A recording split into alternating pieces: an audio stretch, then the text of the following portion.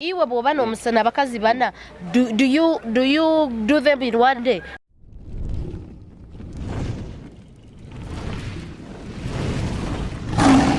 Kitara TV, Kwegesa, Kumanyisa.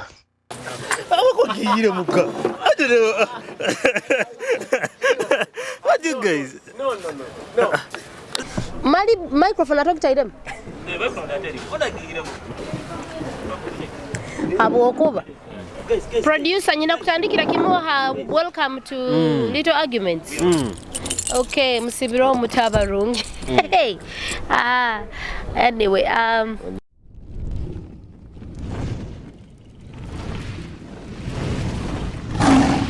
Kitara TV, Kwegesa, Kumanyisa.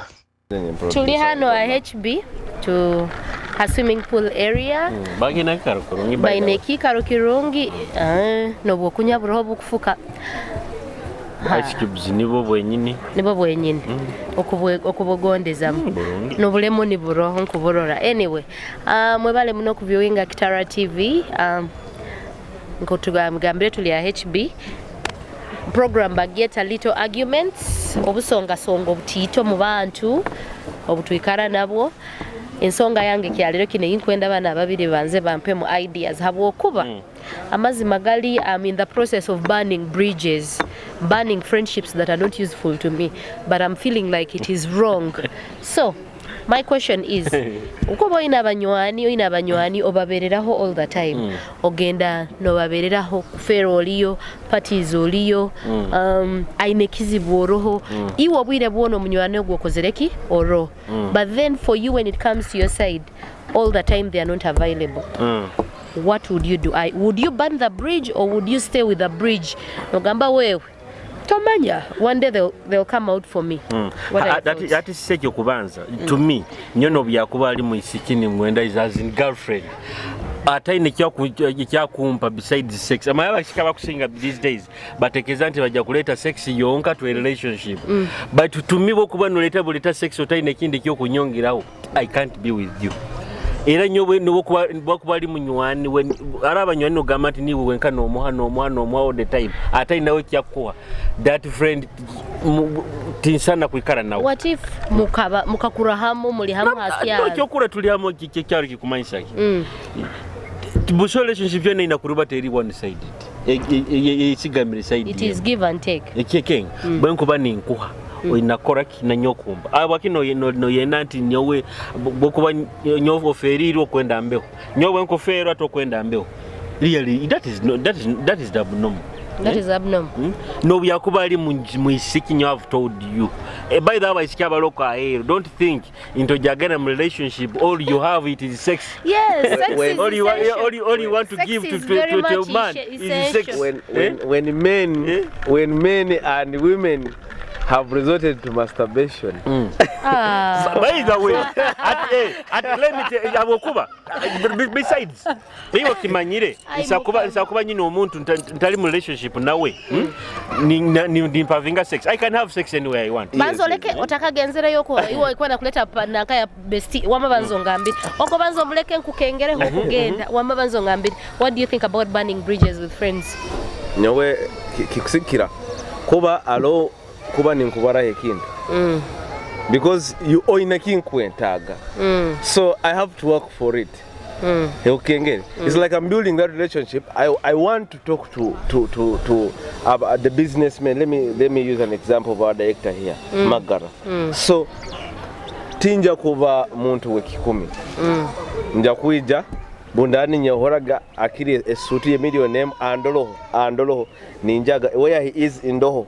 The clothes I'm putting on zaki zo muhendo muno. You get? So I'm building but that's different.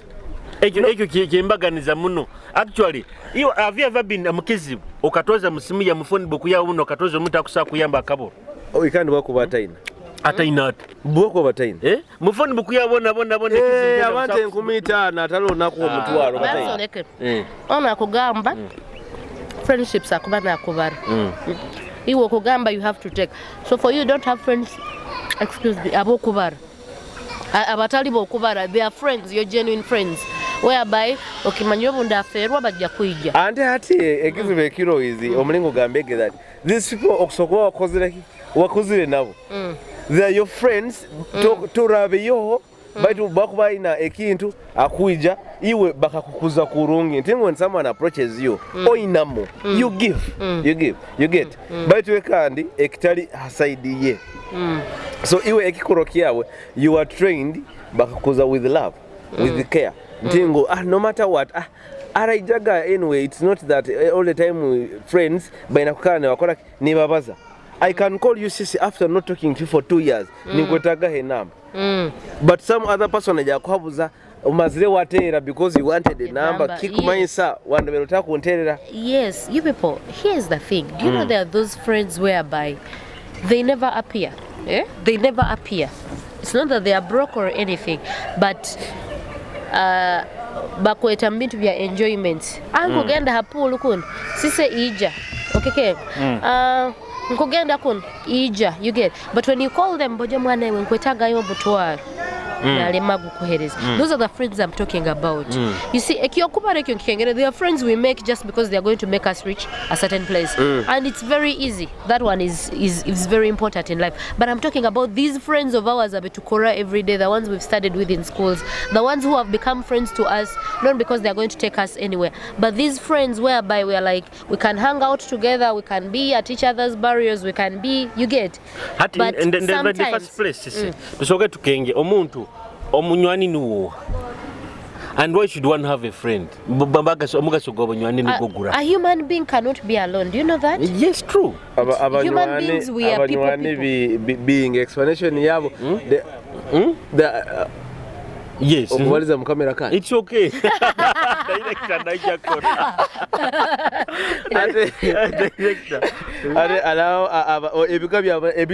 We call them branches or types of friends. Who a friend is. Because Sisi, I can be your friend for benefit. And we have all signed that we are friends for benefits. Yes, I can be your best friend. Then I'll have another two childhood friends, then aloho village friends. Yes, we friends bika bingi muno biti bingi muno. Aroba obi ati like ati okurora. Sisi kyagambire bingi with a friend. But ataine kya kongeraho.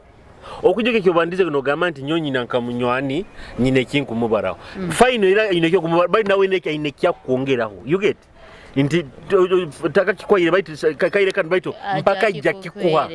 Okay, baitu tugamba being with someone otaya nekyo komunira muntu alikoraki baitu no making akubaro hao no muteka kandi sometimes you realizing antu wa ainamu kyonka takwenda koraki takwenda kuwa. Okay, you have come out to hang out wabikibiki niwe inakwata monsao kyonka yono na wa ainamu. Okay, all the time. That is, you know, friendship. Friendship is give and take, give and take. But this whole thing, give and take. But you think so? Just because for you have money, and then you feel for you shouldn't return back. So, do you think you can stay with such a friend, or you can decide to burn the bridge? The problem is in together in relationships, but in reality. To kugwaga relationships with our minds. You think Julius is your friend, but you talk to mind ya Julius. My friend list ya yi. Tell him. Yes. Amazima. Even actually Kimanyire. In most cases, the downfall of abantu abakusinga, baba banywani ni babaliteza kugwa. Ati kande take into care of your lesson. You said you have a bestie. A bestie. So you have a bestie. Do you have a bestie? Do you know what bestie means in the current terms? In current terms. In current terms, you have a bestie, right? Current terms, bestie. Let me first refill my drink here. Yes. Let me tell the viewers. Bestie in the current terms is someone you have sex with, but you're actually friends. Probably even your other partner can be knowing about them. Now, if you have a bestie, would you allow your official girlfriend to have a bestie? Yes. Would you? No. You have besties. No. Why isn't she No, allowed actually, besties? Why? Besties. Should it be nanka like public? I think it's kinakuwa secret. No, besties are public. It is. Besties are public. The whole world knows you. No, Gamba says my bestie. No, you don't say Sisi is No, my Gamba, bestie. even your girlfriend Nanka is my bestie. No. People These know people you see you. as friends, but actually in secrecy, you're Yes, besties. Baba manyine nkabanywani, but mina secret What do you mean behind. secrecy? As in, Because can you Sisi, you're my best friend. Yes, But Julius knows you're my best friend. It's automatic. Yes, that is what we know Okay, between you. But again, there is a secret There is a between secret. you. Kimuku sharing. Ekikiri behind the wall. Yeah, behind the wall. Yes. So would you, if your wife woke up and told you, Patrick is my bestie, your significant other? No, let me tell you. Oh, no, Yes. Nyowe event nyenda kuhura isimu ya mukazi wange netera ro musajja akubaza. Nti ono munywani wange nkasoma na no. Na abanywani bange abaisitisa kubanjulira mukazi wange. Utawaye ntukura, best friend met someone mfamfe. Tiniko mfamfe, one even the family knows that is just your best friend. Nothing is happening. But right now, when someone says it's my bestie, it is usually you're sleeping together. Now, no, my significant other cannot have a bestie. But for you, you have friends who are girls. Why are you refusing the girls to have the world already ekasisaira ekintu there are some things ebyiziro byejaho. But why am I even your friend? No, it is even no. Let me tell you. Why? This thing. We grew up knowing omusajja aikirizibwa kuba n'abakazi, and it is okay. It is okay. But we did not grow up knowing omukazi aina kuba n'abasajja. Do you know? Inyo omusajja bankwasi n'omukazi ondi. It is normal. But iwe omukazi leka bakwate n'omusajja. Ensio nejja kubaza mukanaka bamukwaza. It wasn't normal those days. It is normal now. Just because you think for you. Even now. It's not normal. It's not normal. Okay. No. You are exposed, or the examples is look at our LGBT friends. For you, you know them. So you find it normal, maybe because you even have friends. But if you approach someone who is 50, like in his 50s, do you think it is okay? Kuba in the same schools with your children. No. Of course, even me now, I don't agree with that one. They shouldn't be the same school with my children. But you're going off topic, the thing that I brought. Why is it you don't want your wife to have a friend who is a guy? To like have your bestie, but just a friend who is a guy. And she's not privileged to that. Why? Why am I friends with you? For example, why am I friends with you? Here we are here. I am single. Yeah, we are here for business. Yes. No. We are here for business. Let me tell you. The camera is off. The camera is off. You people, we are friends in real life. Paco, we've grown up together. Why are you pretending we are here for business? We've known each other. Why would you be saying that your girlfriend is not allowed to have friends who are boys? She also grew up with some people in the village. No, actually, now this is the whole thing. You cannot reverse the clock. I don't know bunywani. Konkomywani obutukubaza buno bogamba bestie. Mali mukazi naba na bestie. No. Haina kuba na bestie. No. You see, here's the thing. You people, you're not realizing trends have changed. Just because you thought even to be 50 years ago, even to be hindukide. If you're allowed to have a bestie, I'm allowed to have a bestie. But then also, Paco, me and you are friends. Do we necessarily be besties? So you calling me? Is a woman allowed to have? Can a woman have for abasajja bana? As in husband? Bali basajja. Why not? Yes. And I want you to look in the camera. Government, it is normal. Omukazi asakuba na basajja bana. It is very much okay. It is half normal. Omukazi akusobora kuba na basajja bana. It is not even half normal. It is very abnormal. I am saying it boldly with my chest. Very up that yes, women can also have 4 men. They can, however, but they can. I'm not adding the but. I'm refusing to add the but. They can. Kiri official. Kiri official. Yes, for you why can't you?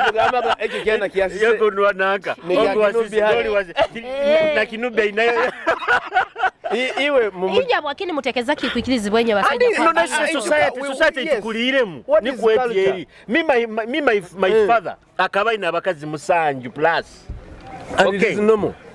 Era nosanga nti nina nyonja ino mukazi omuto nikimanyisa nti bayiba singa yabairo bataviira kubaire eyongere n'okwongerawo kirina nomo actually eirabuli being with money it called for women.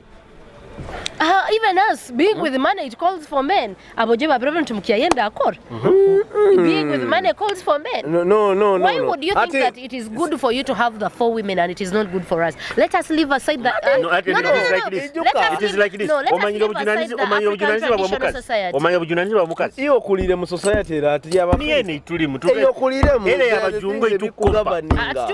Ere nderi western. Ere tujikopa boko. Let me ask you. Omanyiro bujunanizi bamukazi, right?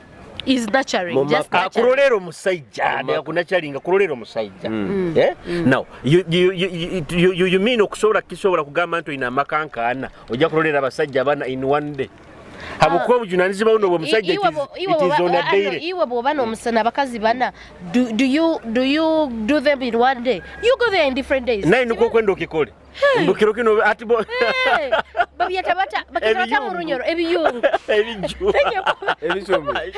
Nanyo kuba ebiyungu. Nti ma Julius nka kwa kyakasatu pako ko ile kyakana. Patrick muhaire kya balance. Kando mbingi. You find there another and you will be very very fine. Why is it that men are allowed to do those things? My main issue is why is it that men are allowed to have female friends, even hang out with them?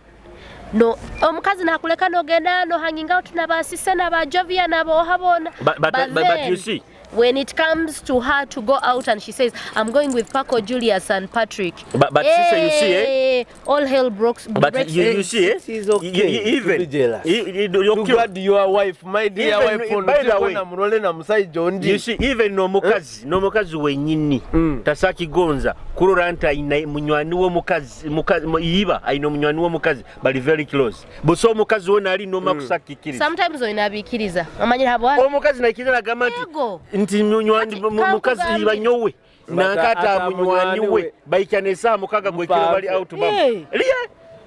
Can you allow your husband to have one? Man, if there is history between them, for example, if there is history, there is a probability they studied together. You get, they might have gone different ways. You allow it. Yes. Even out together quicker yes. You see, that is called trust in a relationship. Abakazi abakutu watching, you comment. Can you allow your husband, or your husband kuba ina bestio mukazi nibagenda out to some mukaga gwekiro nibali ham? Please support me. Please support me, because you people think ninyo nyankaba jealousy, but you people, let us face reality. You know, I'll tell you my own example is that my best friend for the longest time, we never had sex by Daba, but for the longest time, who is even known, in fact some people even thought we are dating, but only to find out we weren't. He is a guy.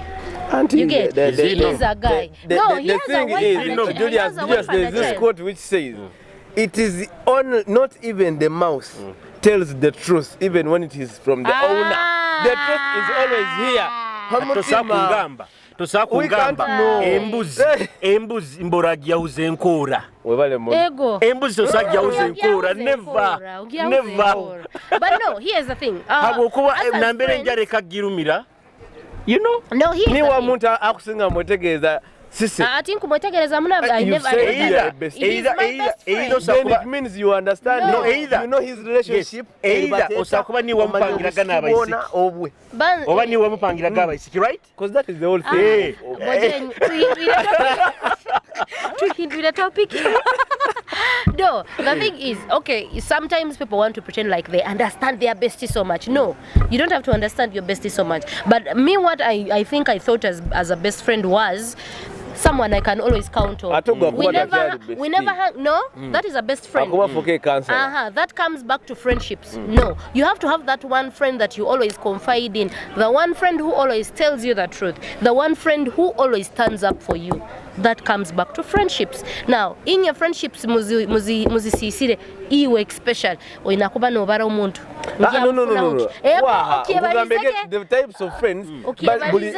Buli byokulya biri mu kiti kyage nikyo kuba ekitooke ekyo ojja kitumba katogo, ekitooke kyennyini ojja kikyokya, ekitooke kyennyini ojja kibobeza. So friends balimu. Now I have people in the village I take even 5 years ntabaza nabo. But munkuba ngenzire mu kyalo, the first person I have to look for is that person. Mbu batu talemu alinka. Onkuwenda talemu wango, but I have his number. Timuterera when I'm in town. You get that thing?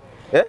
Ntingu, we have a family, I mean we have a reunion at school. I will look for my former two friend ningabo knew this guy. Because we have a kibozi kiroho tukunyumya kurungi, but allow hoalimuke kiti. You have work friends. But is okay. That Batogo is alimunywani mali? Because I mean I know the way I understand friendship, no muntu make it a bridging relationship. It is communication. Exactly. You can't spend years when you're not communicating with someone. It is a friend. You get because you talk to your friends every single day. Did you know why you every single day? Let me tell you. That's why I tell you nyotingana banywani. Because I understand. If you're my friend, ningamba na kama nywani wange, ningamba na kama nywani wange. At least every day na kumutexting at least. How are you? It's not an everyday thing, but you cannot finish 2 months. You're my friend. You know why it's very possible for you to open your phone and look for someone to give you 10,000 nakubur. It is because you have friends you have spent not talking to. Ati friend wao go. Ata iwo kugamba. You were saying ogenda kutera someone a friend. You have not talked for 6 months. Then now could decide agambe. Guy normally after all this period of time iwe ataganka nawe Kumanyisa atakunyinda tanduhu iwe ataganka you get Kumanyisa ni watagana asiko oiro gamanti biro bino ebintu bikasemero wesange number zesimu okuzisavinga Google no buziko bazinga baitu buli twasavinga mu simu phone book ni buyijura otherwise twine numbers za masimu zitatu gasanke nyingi muno. That brings back to my original question. Would you burn those bridges? Why aren't you deleting those numbers? Because the village friends, the work friends, I don't talk to you since we were friends. But I know COVID timaika kurabieta, it is now 6 months. Ngakuterera is an opportunity.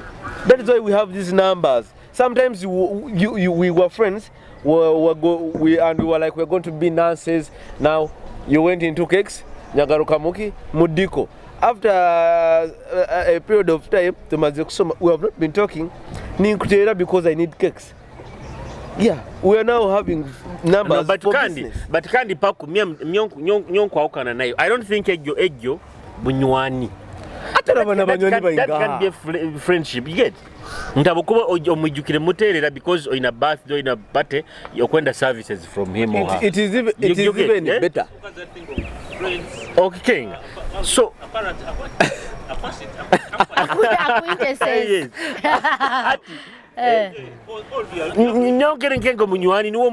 you understand the life your muntu ogogamba munywani. How long do you keep best friends? Can you calculate it as someone to become a best friend? You people, best friend, we fail to understand. Best friend actually is not that you talk every day, but he's that one person you count on. Then why are you saying you're supposed to keep on communicating? No, you don't have to communicate every day. However, you have these general friends whereby if you don't communicate almost every week, the friendship dies out. Do you know, may have people in Manyirente onu atahanka badewang. Bumara like 3 days in Pulibanja. Ningamba no, I have text this person. Exactly. You get? Those are your friends. Now in fact Osanga Bwemba ni tekeza now the same thing. Tekereza. Okay. That is the fact. Yes. Those are friends. You see, that is the thing that I'm telling you, that somehow we need to realize sometimes that, you know what, this person, we are done being friends. I know somehow. I think we have a very, very big issue of population. In Abuli, people would be friends because they had a few people to connect. And now they were not exposed. But now... Yes. Now we are meeting many people. You're developing friendships with many people. And you're doing also many things. But then you have to have a few friends that know you very well. Okay, they may not know you very well, but those that you get that friendship. There is something that communication. No. And understanding each other. There is something. Ekikubatia ezamukoro bwenzi hamu rundi munyu enjoy hamu. Of course, for friends, no, of course. You cannot be friends to someone just definitely. This when you're friends. No. But he's right. I was giving example. When you look into the close friends, of course there is something that is. Yeah, I cannot be just a friend to Paco. Atareki kutunteraniza nawe. No. Yep. Definitely busakuba bwenzi. Maybe I am friends with Paco because to Akiaro Kim. Is that enough? Yes, Akiaro Kim kikubateraniza. No. Yes. No. Sister, when I go to Jinja, okasigara wema, would you call me? Why not? Okuwakandere simu myaka enga. Nankai. Why did I go for burial? I went for burial because the person is on the village.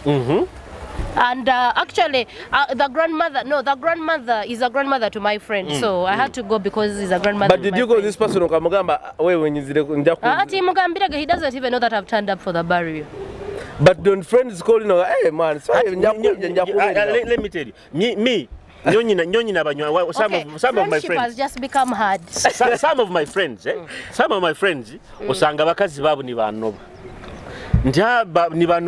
Because they know manyire nsita zabu kandi takusa kuzigamba bako. Auntie, now that is where the thing is. You can't be with someone if no gamba munywani, but there's nothing. Okay, yeah, munywani wojja kuikala nawe munyumye ekibozi yo kikeng. Julius, I've gotten a very right example. All of you have undergraduates. Mu kuijukira kimu at university or wirebwa courseworks. There is that person or waikara you deal with educational stuff. Sazan, do you still talk to those friends? Yes. Every day. I can proudly say to the camera, yes, I still talk to those friends. Even my classmates. I communicate with only one. I think you are wrong in Nubuked. Out of 100. No way I had, they would give group courseworks. Yes. Those guys actually became my friends and over the years, trust me, even up to now. Yes, they have not come to Hoima. I've gone to their homes, but trust me, we are still friends. I have created, however, Nyomba Gambrega, I burned bridges when I realized we don't have anything in common. And we really are not talking for 2 years. No, it is not about burning bridges. Me, I burn bridges. Just leave the friendship. Iwe otagitahamu. The problem is it is because people are getting into relationship with their minds. You think I'm your friend, but I'm not your friend. Yes. That is let me tell you. I hope you won't deny. And even I think. Have you dated on online? No, me I haven't. You haven't? Have you dated? Online? Just be realistic. Have you dated online? WhatsApp is online. Let's use Facebook and the apps. Yes. Have you tried it before? Tinder. Why am I supposed to not to just say yes or no? Have you? Yes or Why no. am I supposed Because to I'm going to give you an example. Me, I've done it before. But Candy, you date someone. No, Isanga, you don't know. It becomes monotonous. Utakia communicating, and then it dies a natural death. You get the relationship just dies. But no, because of communication. I know Paka what say before the camera. No. But use your common sense. Why am I supposed to be single? Why are you supposed to be single? Exactly. Why are you supposed to be single? Which means I've done it. I've dated online. Anyway, all in all, however much it is the same thing. Because here, have swimming pool. I want you to be my girlfriend. Now this is the person I've found elsewhere. Now this is virtually. So it is not bad to date online. It is just virtual. Just as we have meetings. No, my example was of course. Anyway, do you guys realize? Do you guys the communication? No, do you guys realize that actually friendship relies on communication? It is not one-sided. It's supposed to be give and take. When I give you call me as relationship does not rely on communication. Relationship relies on paire.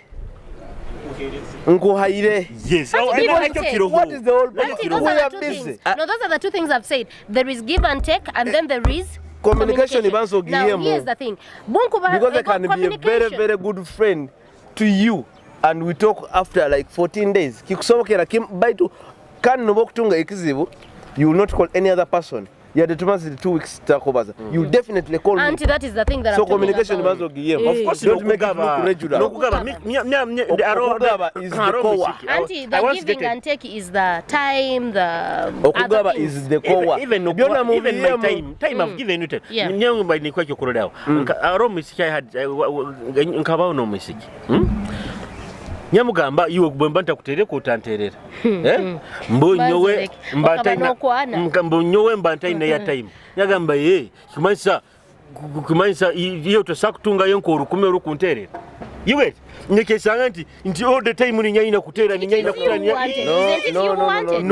Yes, it is you who wanted. Mbo all the time ni nyoni Yes. Julius. Kumanyisa nyoni nyakwesiba. No. You show. Julius. I need you to be allow this thing. When you pass through some things, it's when you start to realize that these things can be normal. Someone aksokugamba mbaigenda ina rukumiru okutera.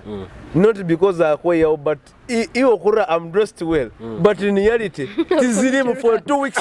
Even 4 weeks. Let it be. Let us agree. You are the man. You're supposed to be the chaser. So until I get interested, that is when I'll start calling you. Now, Kati, the moment I tell you that I love you, okakitekinga in, then after some time obanondo pado kamara kugamba I love you too nikimanyisa nti naiwe oteranize tube hamu we have to work together to make sure the relationship goes on. Exactly, okay, and that's the challenge abate kibakuligene bagamba nti hate omusajja no ina kumakinga sure to make sure the relationship stands. No. The moment I agree to I love you too, yes, that means I have you have to work towards making this relationship stand. I have to call you in the morning and say good morning. You have to call me. I have to with these sodas 0 kilo okisobola bakazi mu kamera. Yes. Ne sente baina kutuha. Yes.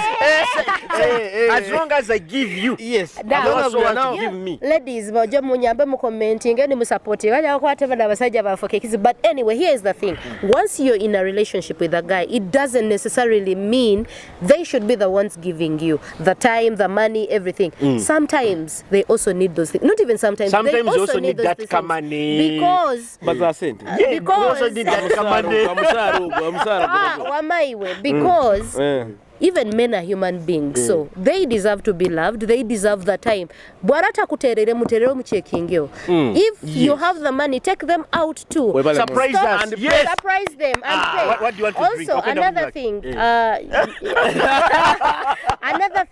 Another thing. Stop buying men boxers and hankies and socks. Please buy them real gifts. Watches are there. Even phones, even them they love phones. Buy them real things. Yes. The thing is, a relationship is made by two. It shouldn't be one-sided. It is not one-sided. Yes, the man will do their effort, they will do their part, but once in a while when you have, please surprise the men. However, the kamane bit, I don't know, think about it. The kamane should, I know. Because abakazi abakusinga bakakikwata abasajja nicho tulina kuba. Yes. It should be give and take. It's give and take. And that's what we're talking about.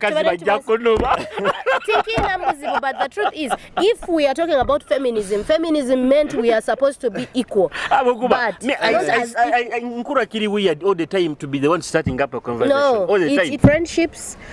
It's give and take, and it takes two to make a friendship. It also takes two to make a relationship. Banange fellow women, munyambe mulekera kuhereza yo boxer no hankies. Buy two. Some kamane akamana ako pakaka kamane tujaka arguing kamane kaina kuba tujaka arguing ho that one because in Songa we have a very, very big problem. You very well know your woman earns 1 million. And she very well knows you earn 500,000. That doesn't. You should provide for your family. But you're contradicting. No, I'm not contradicting. Here is the thing. No, I've said that when we are together in a relationship, we all push. Yes, you all push. You work together. Now the problem comes. No, when the problem comes, just because I'm earning more, you start leaving me the duties. As a man, duties zanga kumusajja zinakuba. You get. But you can't. I think I'm talking about like in coming adapt, like you're dating. ndi hati you are going to a man's place mbero kwena ninya kwe transport ili yale toina nade kutunga monde But we are all going to enjoy. Why shouldn't I transport myself? Yes, that's what we're talking about. Yes. Why should I do The reason I'm going, why am I going to a man's place? Oinamu sente, but you want me to send you even the car transport money. No, here's the thing. Producer Patrick, here is the thing. If I'm going to Julius's place, Epi, if I am going to Julius's place, the truth is, even though we're not going to have sex, the fact is I'm going to enjoy his You're going company. to have yes. We are going to either play cards and I shall enjoy. So why shouldn't I transport myself? Bananga mlekera okusabiza transport. So from kuruga na hati that send me transport thing No itu transport kibani money. ngire. Yes. Sometimes you have to say. Yeah, that is normal, but not all the time. Sometimes. Yes. It should only work for imports. Atomanyire show tugikangi habo kubatandikire kwe contradicting nyowe kukirora baida mwe bale muno kutuwatching Kitara TV. Follow, subscribe on YouTube. At the same time, even on Facebook, we are there. Yeah. And please find time and visit HB2. Thank you very much. Every Wednesday, this show shall be there. I am Sisi. People didn't introduce themselves. I am Sisi, and my neighbor here is Obahu, Paco, and Julius. Yes. Thank you for watching.